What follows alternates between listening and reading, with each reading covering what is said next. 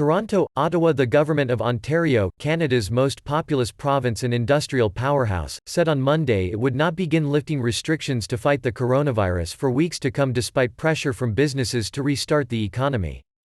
Premier Doug Ford said he could not provide a timetable for allowing people in non-essential businesses back to work until the numbers of new cases began dropping steadily.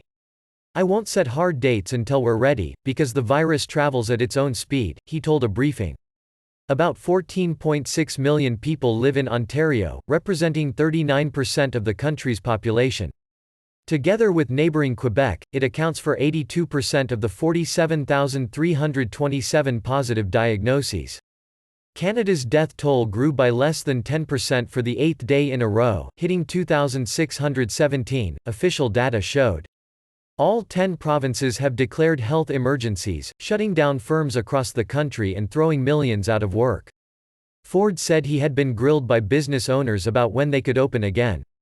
"I understand the pain a lot of companies and people are going through and the pressure," he said, adding later that "we aren't going to be rushed into anything." Ontario plans to reopen in 3 stages, each of which first requires a consistent 2 to 4 week decrease in the number of new cases.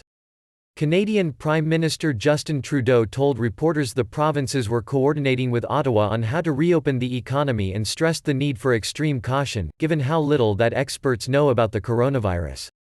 "I have confidence every province is taking very seriously this responsibility to be careful because nobody wants to have gone through all this for nothing," he said. In Quebec, elementary schools and childcare services outside Montreal, the country's second-largest city, will reopen on May 11. In the Montreal region, elementary schools will reopen on May 19.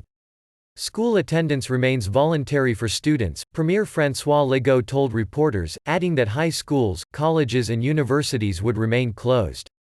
The increase in deaths on Monday was the lowest day-on-day rise seen since the toll jumped by 12% on April 19.